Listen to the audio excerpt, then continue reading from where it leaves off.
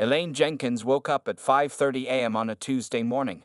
She checked her phone and saw dozens of emails waiting for her. As the CEO of Skyway Airlines for the past 4 years, this was normal. What wasn't normal was her plan for today. Instead of going to her corner office at company headquarters, she would be flying on one of her own planes as a regular passenger. Time to see how things really work, she said to herself as she got out of bed. At 45 years old, Elaine had built her career from nothing. Starting as a flight attendant at 22, she worked her way up through customer service, operations, and finally into the executive suite. When the previous CEO retired, the board chose her to lead the company forward.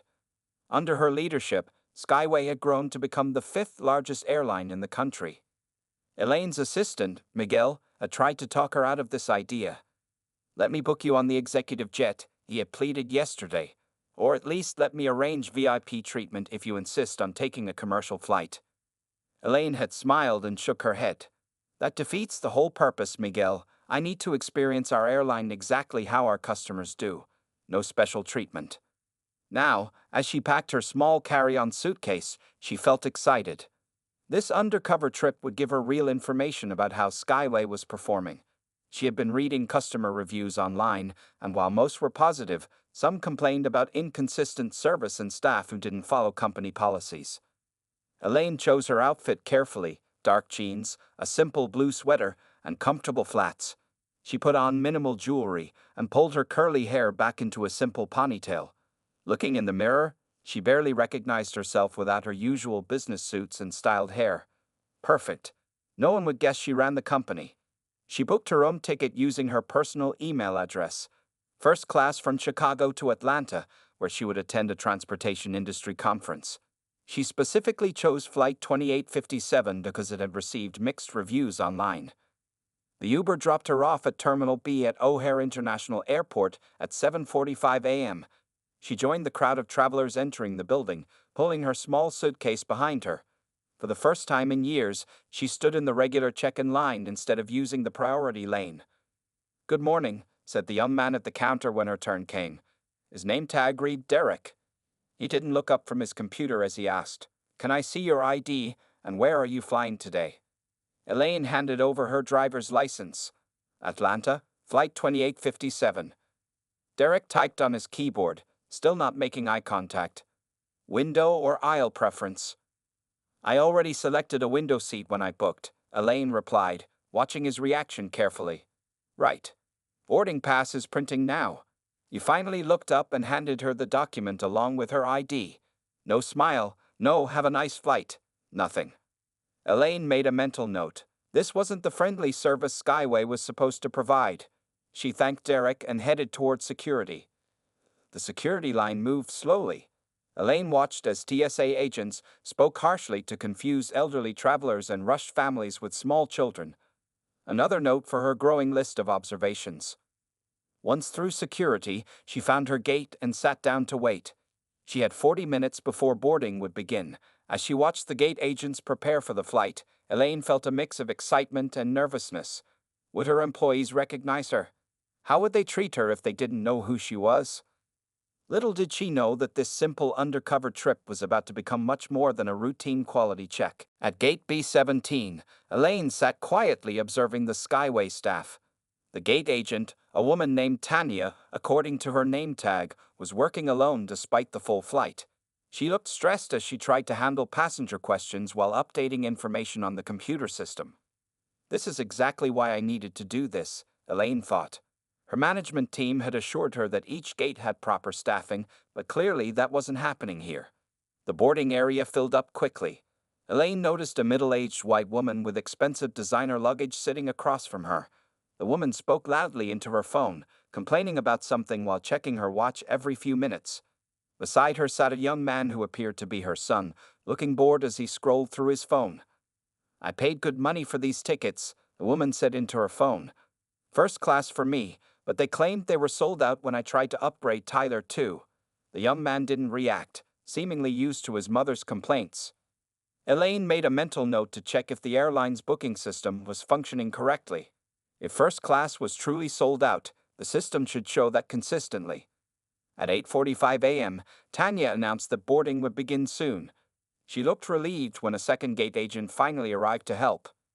Pre-boarding will begin for passengers needing special assistance and families with small children, Tanya announced.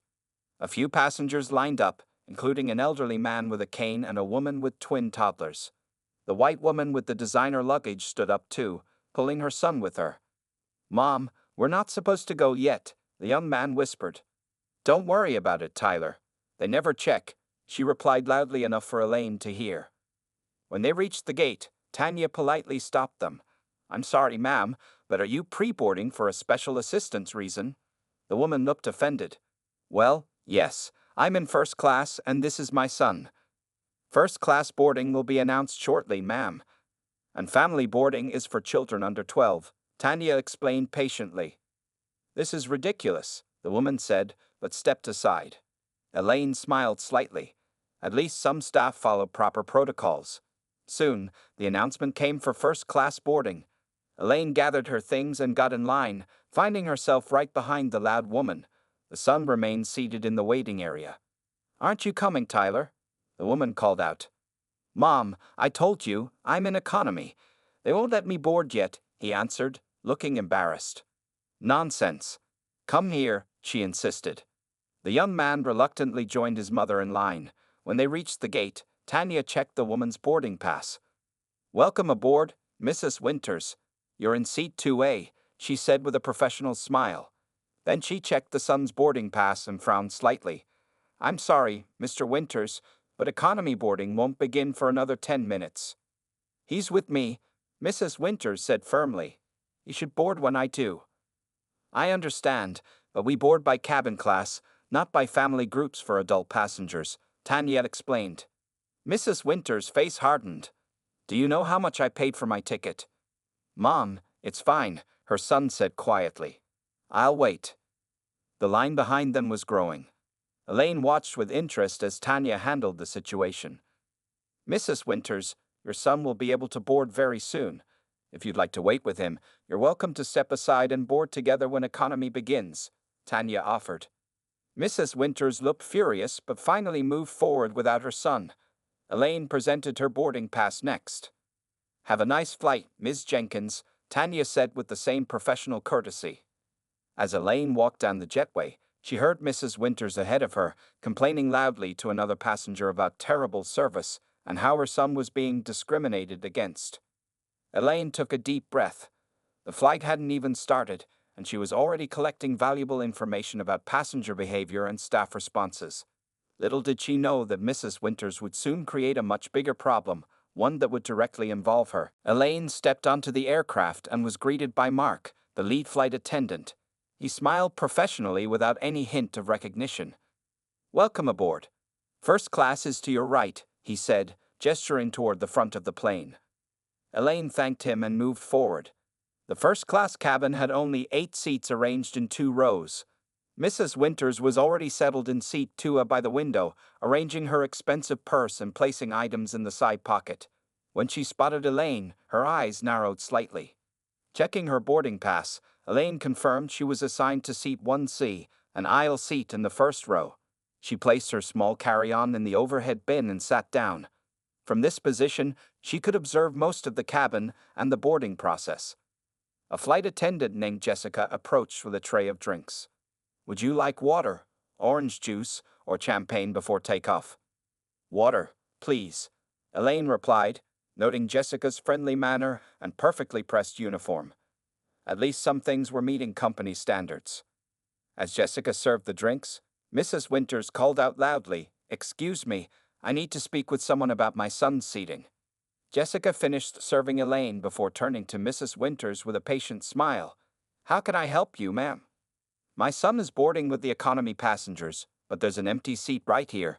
Mrs. Winters pointed to seat 2B beside her. "I want him moved up to first class with me." "I understand, ma'am, but if he has an economy ticket, he needs to sit in his assigned section," Jessica explained. Mrs. Winters' face turned slightly red. "But the seat is empty. No one is using it." "It may be assigned to a passenger who hasn't boarded yet," Jessica said calmly. "If the seat remains empty after takeoff, We still can't move passengers between cabins without the proper ticket. Mrs. Winters scoffed. That's ridiculous. I paid thousands for my ticket. Surely you can make an exception. I'm sorry, but it's company policy. Jessica maintained her professional tone. I can check if there's a first-class upgrade available for purchase if you'd like. I'm not paying another cent. This airline already charges too much for poor service.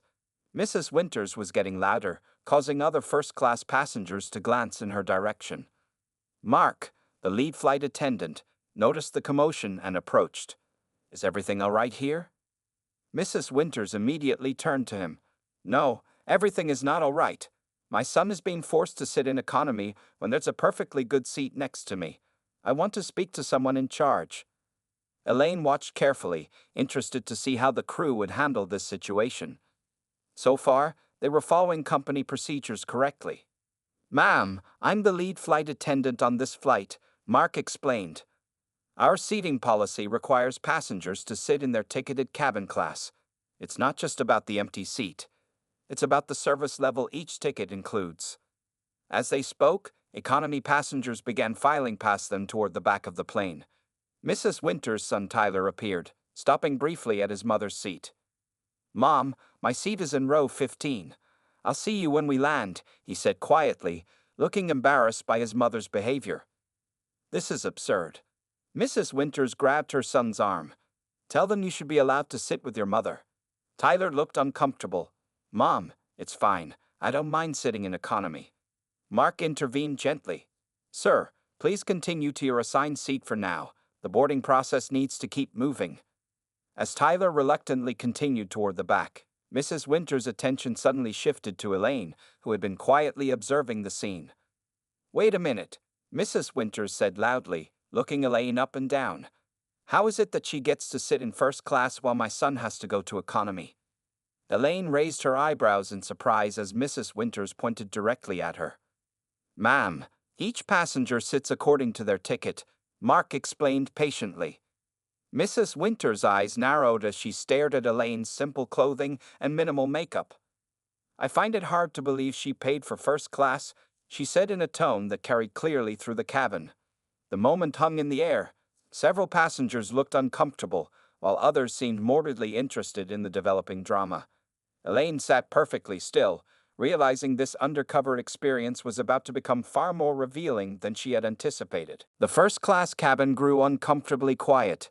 Elaine felt all eyes on her as Mrs. Winters continued to stare at her with obvious disapproval. Excuse me? Elaine finally said, keeping her voice calm and measured. Mrs. Winters leaned forward in her seat. I said, I find it hard to believe you paid for first class when my son, who clearly belongs here, has to sit in economy. Mark, the lead flight attendant, stepped between them. Ma'am, I must ask you to lower your voice and stop commenting on other passengers. I'm simply making an observation, Mrs. Winters replied, not lowering her voice at all. Look at her and look at me. Which one of us seems more like a first-class passenger to you? Several people gasped. An older gentleman in seat 1 shook his head in disapproval. Jessica, the other flight attendant, froze in the middle of serving drinks, her eyes wide. Elaine took a deep breath. As CEO, she could reveal her identity and end this immediately. But that would defeat the purpose of her undercover journey.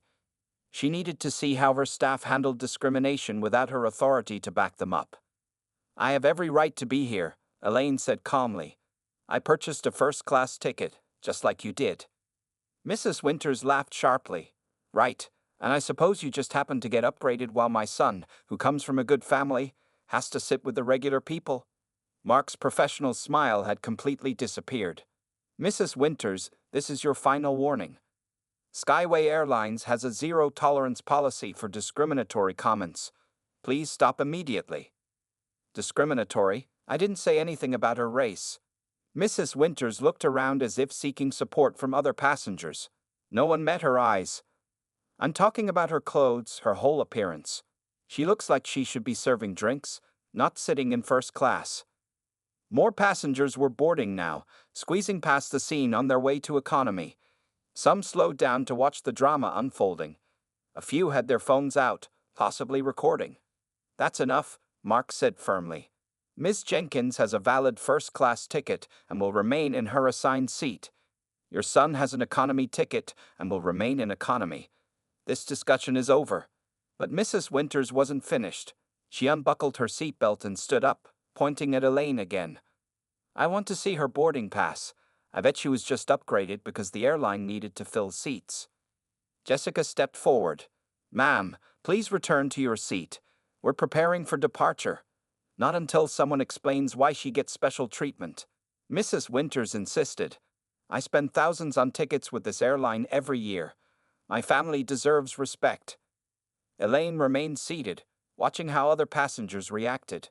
Most looked uncomfortable, avoiding eye contact with both women. A few seemed annoyed at the delay Mrs. Winters was causing. One woman in first class was openly glaring at Mrs. Winters. The standoff continued until the captain's voice came over the intercom. Flight attendants, please prepare the cabin for departure. Mark spoke quietly to Mrs. Winters. Ma'am, you need to sit down and buckle your seatbelt, or I'll have to call the captain about removing you from this flight. Remove me? Mrs. Winters looked shocked. I'm your premium customer. You should be removing her to make room for my son. That's not going to happen, Mark said firmly.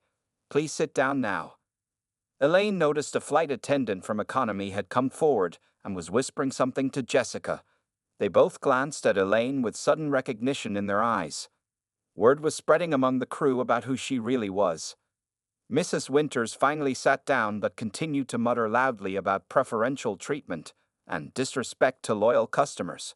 She pulled out her phone and began typing furiously, possibly composing a complaint. The captain's voice came over the intercom again. Ladies and gentlemen, this is Captain Reynolds speaking. I've been informed of a situation in the cabin. I'll be coming out to address it before we depart. Mrs. Winters smiled triumphantly, clearly believing the captain would take her side. Elaine remained perfectly calm, curious to see what would happen next. Captain Reynolds emerged from the cockpit, his tall figure commanding immediate attention. The first-class cabin fell silent as he approached. His uniform was crisp, and his expression serious as he surveyed the situation. Good morning, he said, addressing the first-class passengers. I understand we have an issue that needs resolution before takeoff. Mrs. Winters immediately raised her hand. Yes, Captain. Thank you for coming. I've been trying to explain to your staff that my son should be allowed to sit in this empty seat next to me. She pointed to the vacant seat 2B. Instead, they're giving preferential treatment to certain passengers. She glanced meaningfully at Elaine. Captain Reynolds listened patiently, hands clasped behind his back. His eyes briefly met Elaine's, showing no sign of recognition. Ma'am, could I see your boarding pass and your son's, please? He asked calmly. Mrs. Winters dug into her purse and produced 2 boarding passes. Here, as you can see, I paid for first class. My son's in economy, but that seat right there is empty. The captain examined the documents. Mrs. Patricia Winters and Mr. Tyler Winters, is that correct? Yes, that's us, she replied confidently. Mrs. Winters, our policy is clear. Passengers must sit in their ticketed cabin class, Captain Reynolds explained. The empty seat beside you is reserved for another first-class passenger who appears to be running late. But, Mrs. Winters began. Furthermore, the captain continued, I've been informed that you've made inappropriate comments about another passenger. He glanced at Elaine again. Mrs. Winters sat up straighter. I simply question why certain people get to sit in first class when my son doesn't. I'm a loyal customer who flies Skyway at least once a month. A middle-aged man sitting across the aisle spoke up. She was being racist, Captain. We all heard it. I was not. Mrs. Winters gasped. I never mentioned race. You didn't have to, the man replied. It was clear what you meant. Several passengers nodded in agreement. Mrs. Winters' face flushed red. Mrs. Winters, Captain Reynolds said firmly, Skyway Airlines has a strict non-discrimination policy. All passengers who purchase a first-class ticket are entitled to sit in first class, regardless of their appearance, background, or any other factor. Your comments were inappropriate and unwelcome. This is outrageous. Mrs. Winters looked around for support but found none. I'm going to file a formal complaint. I'll contact your corporate office the moment we land. At this, Jessica, the flight attendant, exchanged a knowing look with Mark. Elaine remained silent, observing everything. Mrs. Winters wasn't finished. She pointed at Elaine again. I want to see her boarding pass.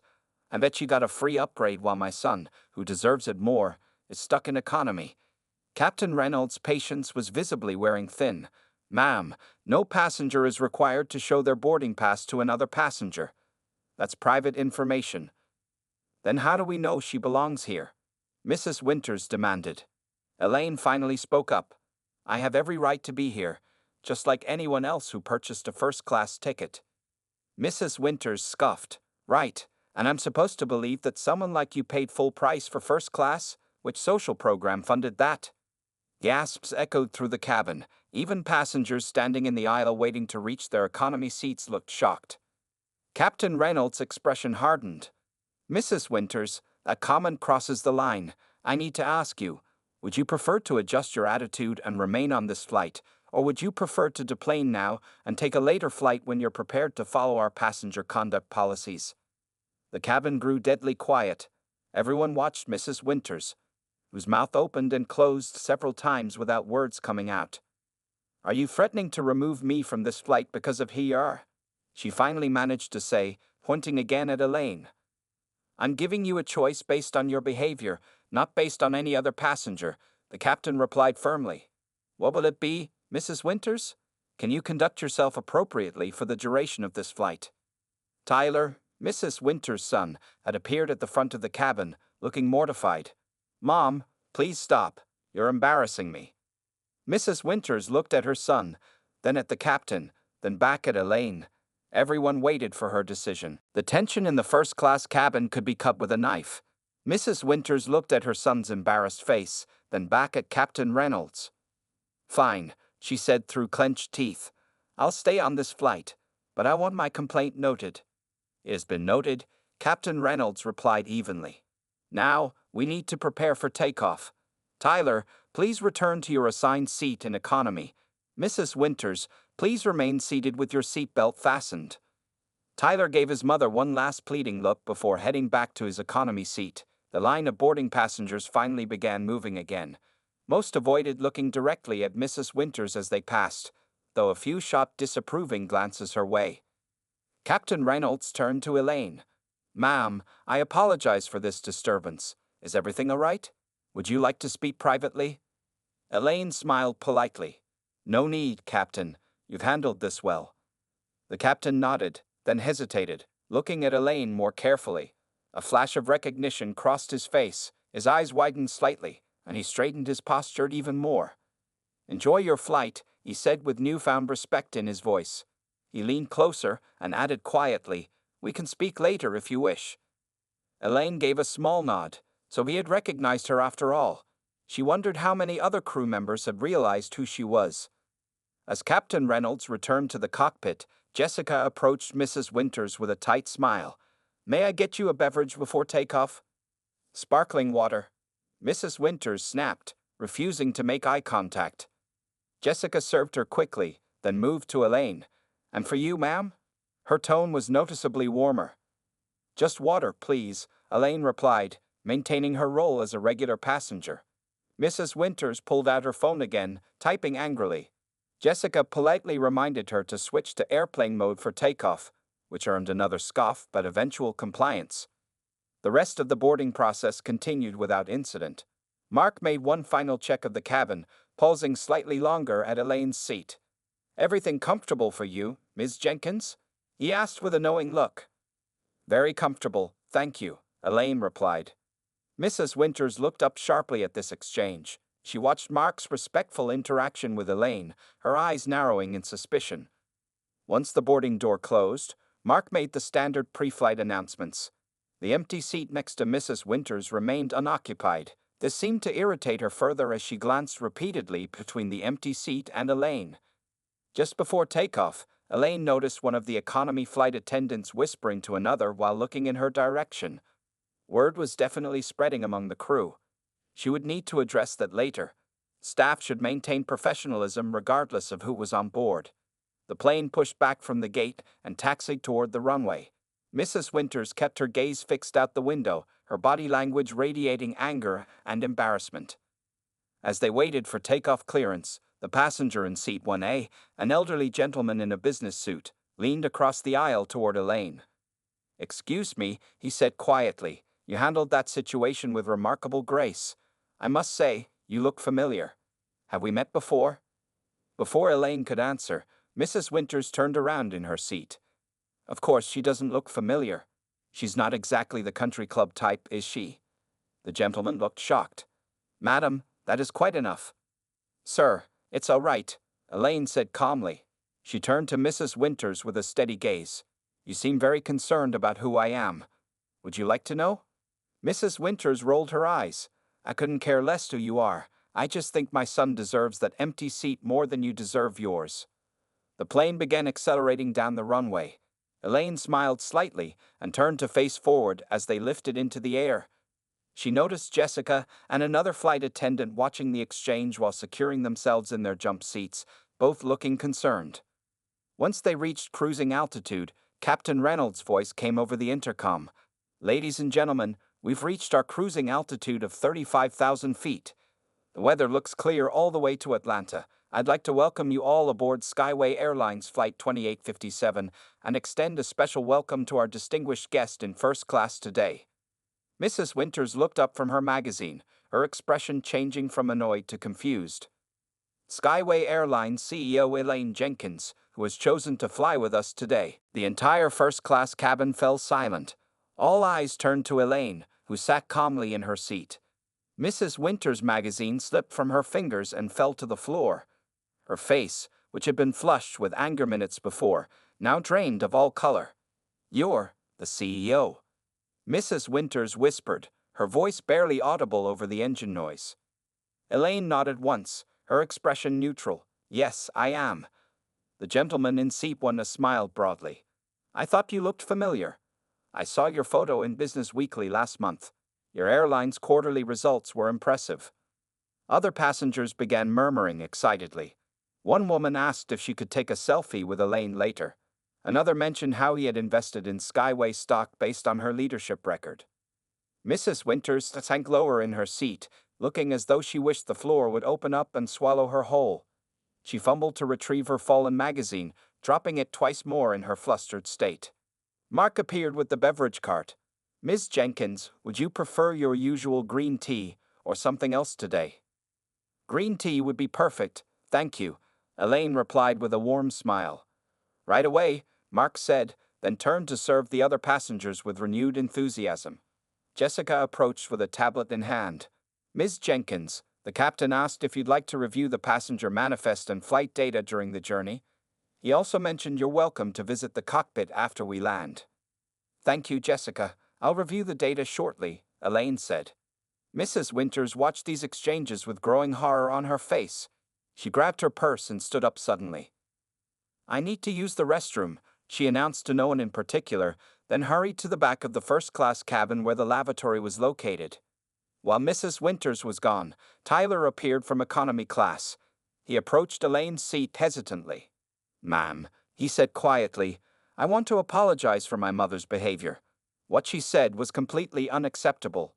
Elaine looked at the young man, noting his sincere expression. "Thank you, Tyler.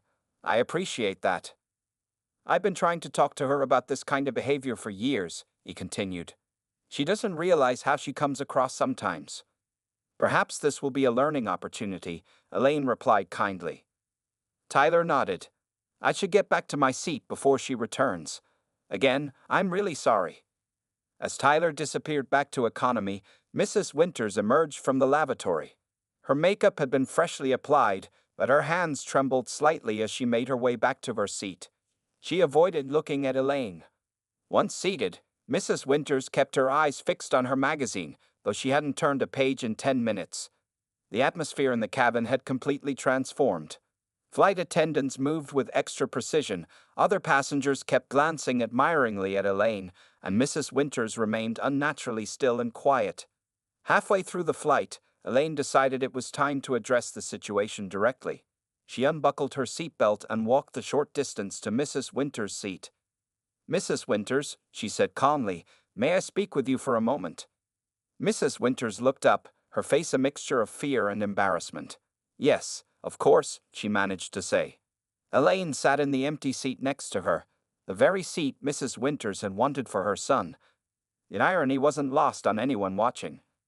I want to be clear about something, Elaine began, keeping her voice low enough that only Mrs. Winters could hear. What happened today wasn't about me being CEO. It was about basic respect that every passenger deserves, regardless of their appearance, background, or position. Mrs. Winters swallowed hard. I understand. I don't know what to say. You don't need to say anything to me, Elaine replied. But I do hope you'll reflect on this experience. Every person who boards our planes deserves dignity and respect. Tears welled up in Mrs. Winters' eyes. Will I be banned from flying with Skyway? Elaine considered this for a moment. That's not my decision to make today. Our customer relations team will review the incident reports. But I would suggest writing them a sincere apology might help your case. Mrs. Winters nodded rapidly. I will. I definitely will. As Elaine stood to return to her seat, Mrs. Winters reached out hesitantly. Miss Jenkins, for what it's worth, I am truly sorry. Elaine nodded once, then returned to her seat, aware that this interaction would likely become part of Skyway's company training materials for years to come. 1 week after the infamous flight, Elaine sat in her corner office at Skyway headquarters reviewing a stack of reports. The incident with Mrs. Winters had sparked more changes than she had anticipated. A gentle knock came at her door. Miguel, her assistant, entered with a tablet in hand. You wanted an update on the social media situation, he asked. Elaine nodded. How bad is it? Actually, it's working in our favor, Miguel replied, showing her the screen. The video has over 5 million views now. Most comments support how you and the crew handled things. The video, recorded by a passenger in economy, had gone viral 3 days ago. Someone had recognized Elaine during boarding and started filming when Mrs. Winters began making a scene. The clip showed everything. Mrs. Winters' rude comments, Captain Reynolds' intervention, and finally the moment when everyone discovered Elaine's true identity. Elaine scrolled through some comments. Boss move. She didn't even have to say who she was. The captain deserves a raise for how he handled that Karen. Skyway just got my business. Any airline that stands against discrimination deserves support. This could have been a PR disaster, Miguel said. Instead, our booking numbers are up 12% since the video went viral. Elaine handed back the tablet. What about Mrs. Winters? Has she contacted us? Yes, customer relations received a written apology yesterday. Miguel handed her a printed letter. They're considering her request to lift the temporary ban we placed on her account. Elaine read the letter carefully. Mrs. Winters expressed deep regret for her behavior and acknowledged that her comments had been inappropriate and discriminatory. She mentioned that the incident had forced her to examine her own biases and assumptions. Her son Tyler also called, Miguel added. He wanted to thank you personally for how you handled the situation. He said it opened up important conversations in their family. Elaine smiled slightly. Sometimes people need a mirror held up to their behavior. The board is pleased too, Miguel continued. They think your undercover boss approach revealed important issues we might have missed otherwise. Elaine stood and walked to her window, looking out at the Skyway planes taking off and landing in the distance. Her undercover flight had exposed several problems: understaffed gates, inconsistent enforcement of policies, and most importantly, how some crew members hesitated to act when passengers behaved inappropriately toward others. The new training program starts next week, she asked. Yes, Miguel confirmed. Every employee will complete the enhanced anti-discrimination training by the end of the month. The crew from Flight 2857 will help lead some sessions, sharing their perspectives on what happened. Captain Reynolds had already been promoted to Director of Flight Operations, where he would oversee the implementation of stronger passenger conduct policies. Mark and Jessica had received commendations for their professionalism during the incident. A notification popped up on Elaine's computer. It was a message from the marketing team with a new slogan they wanted her to approve. Skyway Airlines, where everyone belongs in first class. Elaine smiled and typed her approval. Then she turned to Miguel. Schedule another undercover flight for me next month. Different route, different name. Are you sure? Miguel looked concerned. After all this attention, you might be recognized. I'll wear a better disguise, Elaine replied with determination. The only way to know if our changes are working is to experience them firsthand. As Miguel left her office, Elaine picked up a framed photo on her desk. It showed her 20 years ago, when she first started as a flight attendant at Skyway. Her journey from serving drinks to running the company had been long and challenging, especially as a woman of color in an industry dominated by white men. She thought about Mrs. Winters and hoped the woman had truly learned something from their encounter. But more importantly, she thought about all the passengers who would never know they were being protected by the new policies their interaction had created. Elaine placed the photo back on her desk and returned to her reports. The incident was behind her, but its impact would continue to shape Skyway's future, making the airline a place where every passenger truly belonged, regardless of who they were or what they looked like.